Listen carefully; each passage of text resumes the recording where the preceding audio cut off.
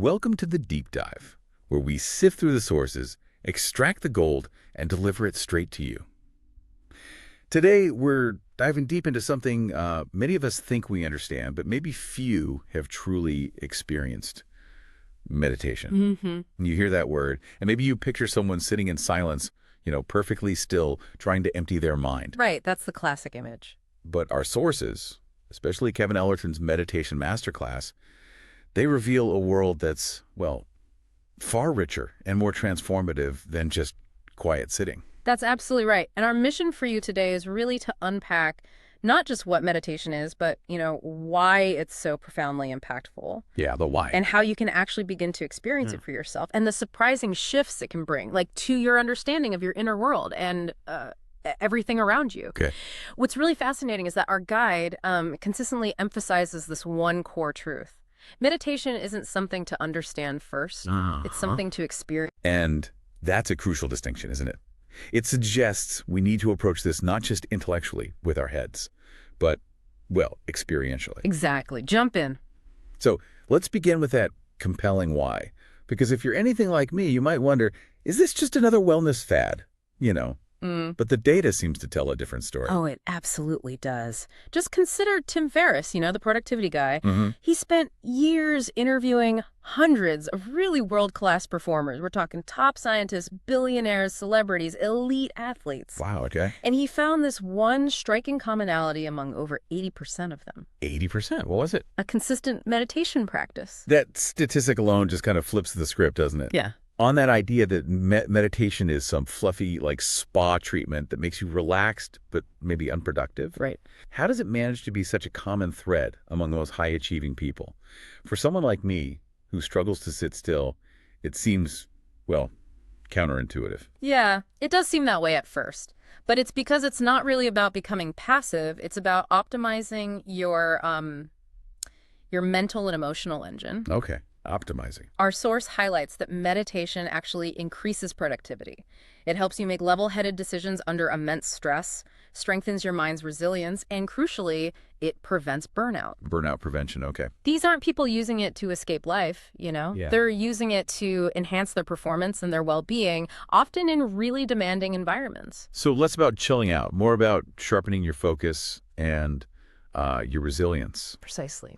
What other transformations can we expect then if we dive into this practice? Oh, the benefits are truly holistic. I mean, psychologically and mentally, meditation helps people cope with and sometimes even find real relief from conditions like anxiety, depression, PTSD, low self-esteem, chronic anger. That's a heavy list. It is. And there's this profound story from the source about the Buddha. Someone asked him, "What have you gained from meditation?" And he replied, "Nothing. However," he said, "let me tell you what I have lost." Lost. Yeah.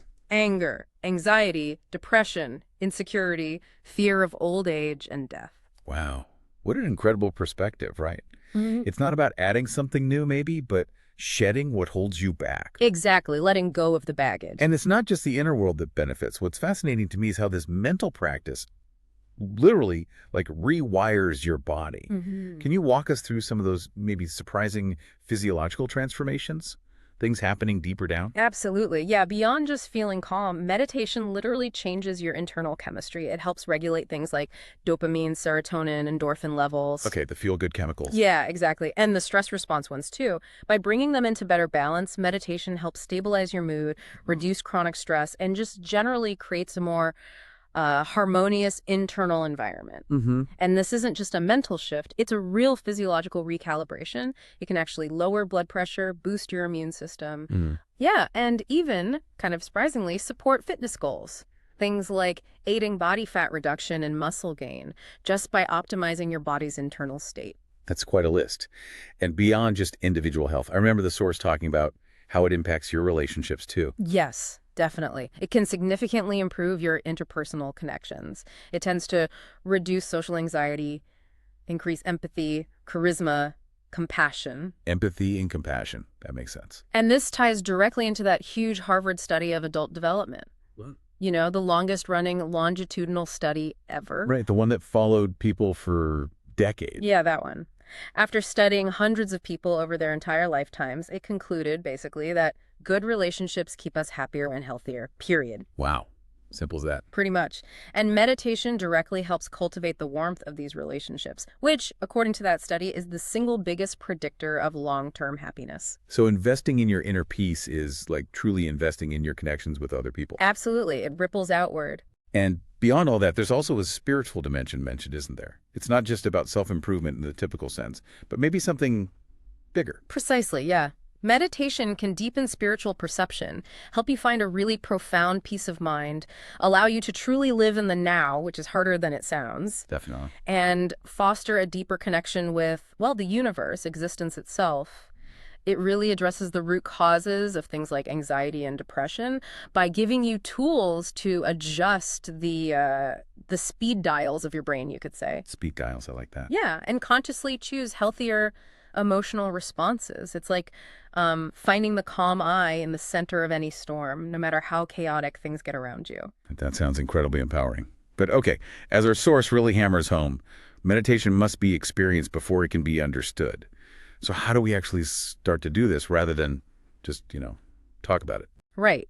You really need to approach this with an open experiential mindset.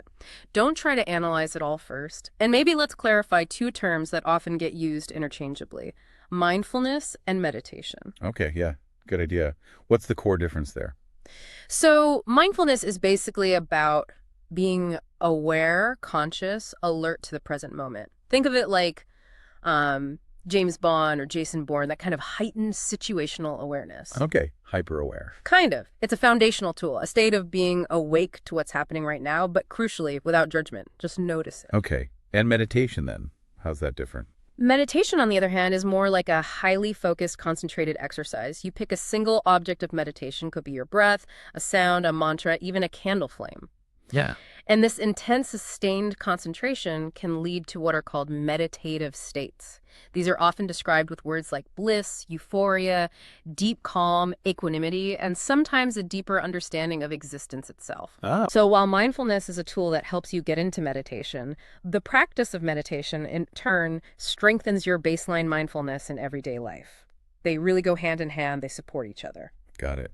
So once you're trying to be mindful, how do you actually apply that in a meditation practice? The source talks about some general instructions for the mind. Yeah, the core instruction really across many different forms of meditation is observing without engaging. Observing without engaging, what does that actually mean? It means you become aware of stimuli, thoughts, sounds, physical sensations, emotions, but you don't get pulled into them. You don't follow them down the rabbit hole. It's like the difference between passively seeing something versus actively looking at it, or just hearing sounds versus actively listening to understand them. You just let the stimulus arise, exist for a moment, and then disappear without adding judgment or commentary.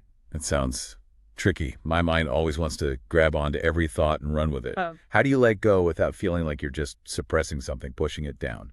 That's a really crucial distinction. Letting go is not repression. Letting go means you're passively aware of the thought, you acknowledge it's there, and then you allow it to float away, maybe like a cloud in the sky. Okay. Repression is actively trying to ignore it or push it down, which is actually unhealthy. That just bottles things up. Letting go is more like gently releasing your grip on it. Okay, gently releasing. And this practice leads to what the source calls equanimity, that mental calmness, composure, evenness. This is where, for me, it gets really interesting. It talks about this powerful, almost magical space between a thought arising and your emotional response to it. Can you elaborate on that? How does meditation help us find that space? This is where you gain true agency, true control. See, most people react almost instantly on instinct or habit to thoughts, right? There's no pause. Yeah, totally. Knee-jerk reactions. Exactly. But if you cultivate this awareness, if you're awake in that split second between the thought popping up and your usual reaction kicking in, you can actually choose your response. Choose the response. Yeah. Imagine, say, you have a big date coming up. Your default emotional pattern might be anxiety, right? Worrying. Definitely possible. But with equanimity, being aware in that tiny moment before the anxiety takes hold, you could consciously choose to feel excitement instead, or maybe gratitude for the opportunity. Your emotions suddenly become something you can consciously guide rather than things that just happen to you. Wow. It's incredible to think we actually have that choice, isn't it? I mean, who hasn't had that moment where you just react without thinking? and then maybe regret it later. Happens all the time. So how do we begin to cultivate this? Let's give you, the listener, a first really practical taste. Right now, wherever you are, the source suggests a very simple starting point, just appreciating being alive.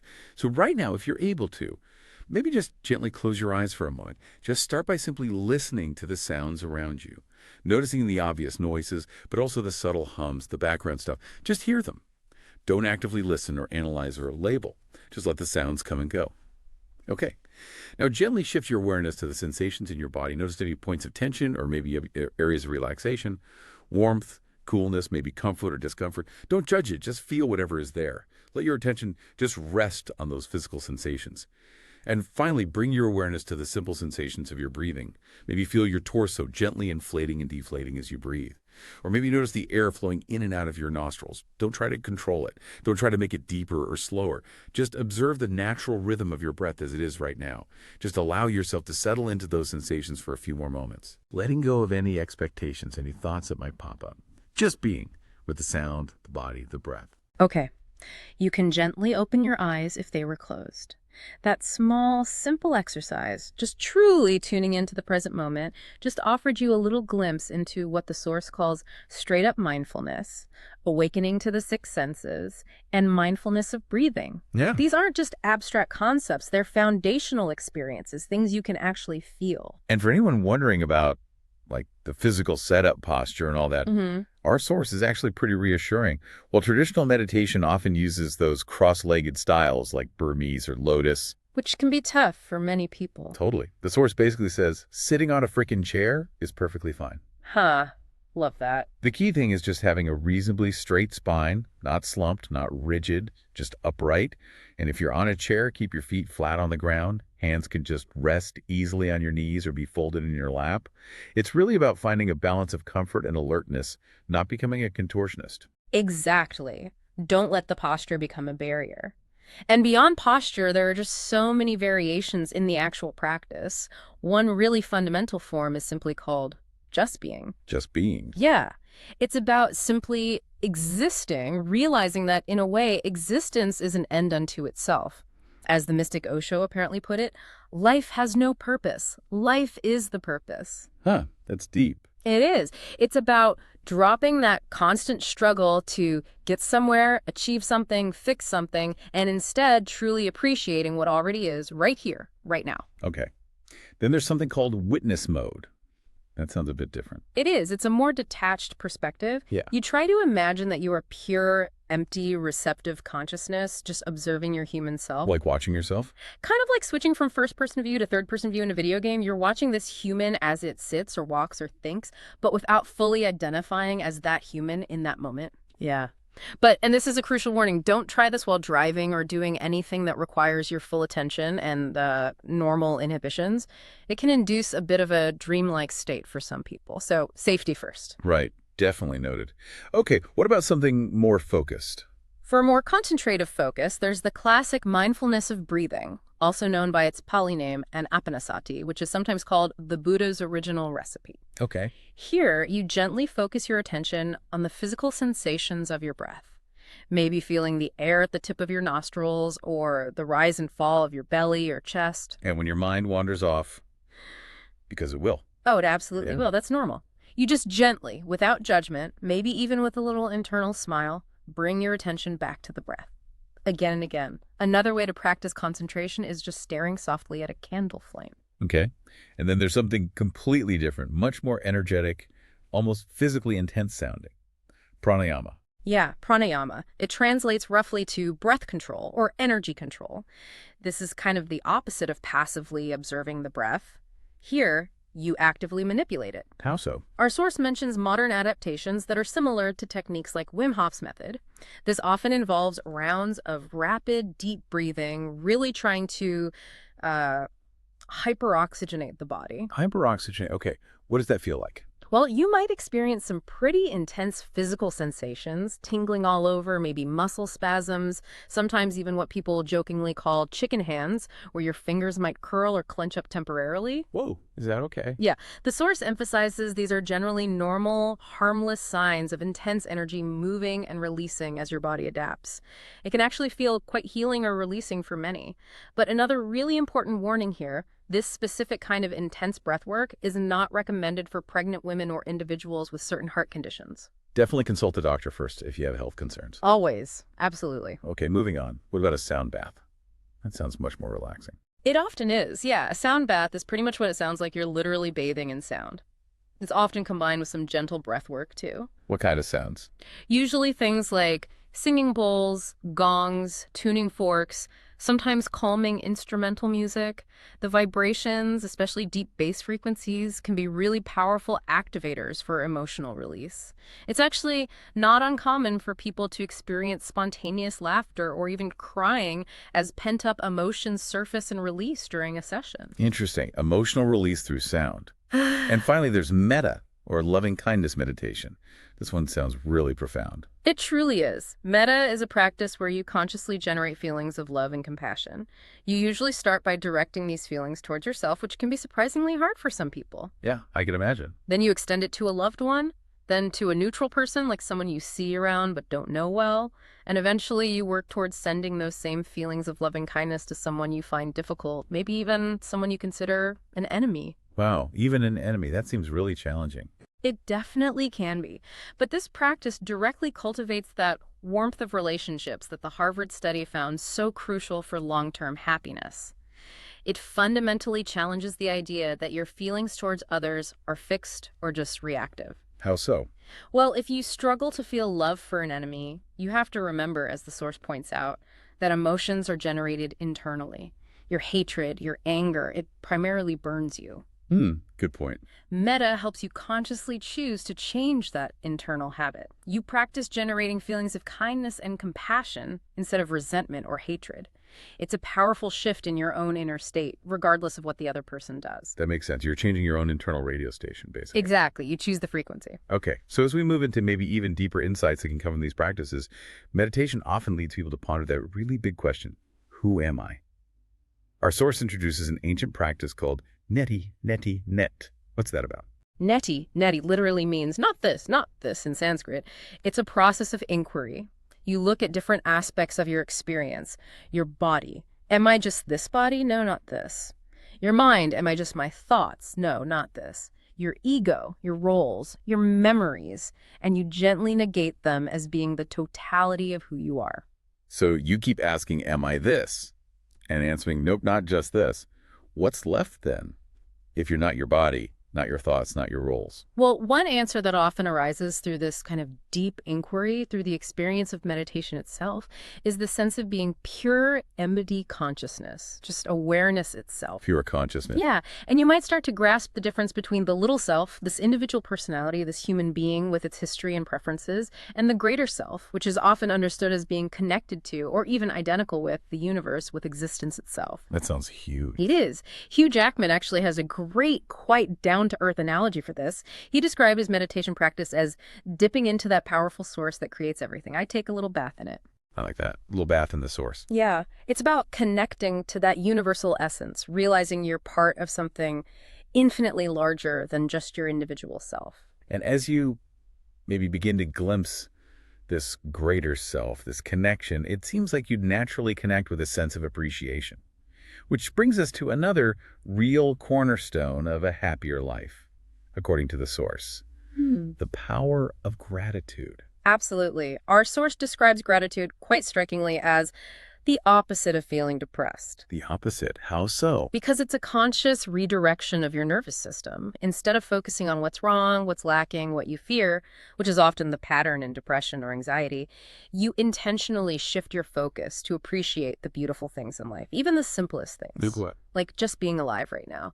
The ability to see or hear or read, having enough food, having the time to even listen to something like this and learn. It actively shifts your focus from lack to abundance, from problems to blessings. It's an active choice to see the good. It really is a practice. And this internal shift, this gratitude, this connection, it doesn't just stay internal, does it?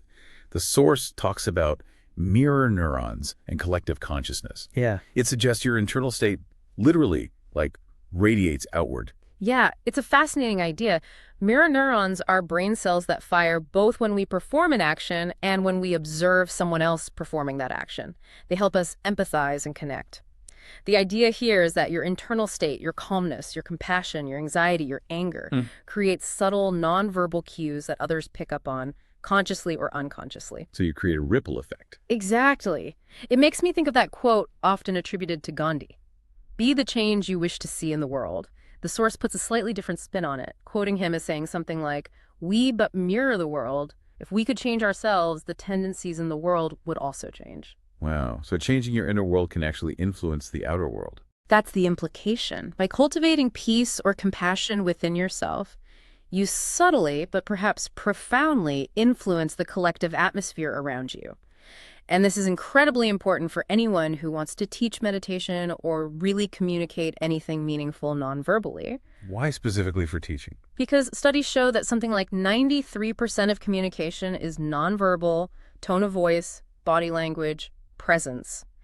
You can't effectively teach peace if you're radiating anxiety. You must be the meditative state, embody that presence and calm to truly convey it to others. You can't just talk about it, you have to live it, at least to some degree. You can't give what you don't have. Precisely. And finally, maybe the biggest questions of all.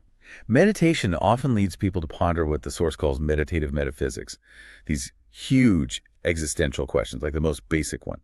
Why does anything exist at all, instead of just nothing? Right. It's a question that has baffled philosophers and mystics for millennia. Why is there something rather than nothing? Does meditation offer an answer? Maybe not a neat intellectual answer, but perhaps an experiential one. Ancient mystic traditions, like the Hebrew tradition with Abraham's realization of Havaya, a name for God that encompasses past, present, and future, essentially meaning to be or existence itself. Okay. These traditions often point towards the ultimate reality, or God, not as, an old man in the sky, but as the very fabric of existence, the eternity and infinity of being itself. Meditation can sometimes open us up to directly experiencing this vast, timeless presence that underlies everything. A recognition of the underlying ground of being, maybe. Something like that. It connects beautifully to what Carl Sagan so eloquently said. We're made of star stuff. We are a way for the cosmos to know itself. That gives me chills. Me too. It's this expansive, humbling thought that can emerge when you truly experience what it means to simply exist, to just be beyond all the stories and labels. So, wow. We've covered a huge landscape today. It's clear that meditation is far, far more than just sitting still and trying to be quiet. Absolutely. It's a powerful set of tools, really, for profound self-discovery, for gaining emotional mastery, and for forging a deeper, more conscious connection with life itself. And maybe here's the core wisdom, the takeaway, for anyone looking to truly engage with meditation, whether it's just for your own benefit or maybe even to guide others someday. Yeah. The source emphasizes that the best meditation teachers lead from a place of genuine presence and love, rather than trying to teach from a place of their own anxiety or insecurity. That really resonates. You have to embody it. Your job, whether it's your own internal journey or guiding someone else, is essentially to lead yourself or them into more present, more balanced, more loving states of consciousness, happier states, basically. And then you teach the techniques, the practices we've discussed to help maintain those states in daily life. Exactly. It's about cultivating the state and then learning how to sustain it. So ultimately, there is many ways to meditate as there are people meditating. The true power doesn't seem to come from doing it perfectly or following super rigid rules. No, definitely not. But maybe from embodying that presence, that awareness, that touch of love or kindness in your everyday life. It's really about being the change, isn't it? Both within yourself and maybe, just maybe, in the world around you.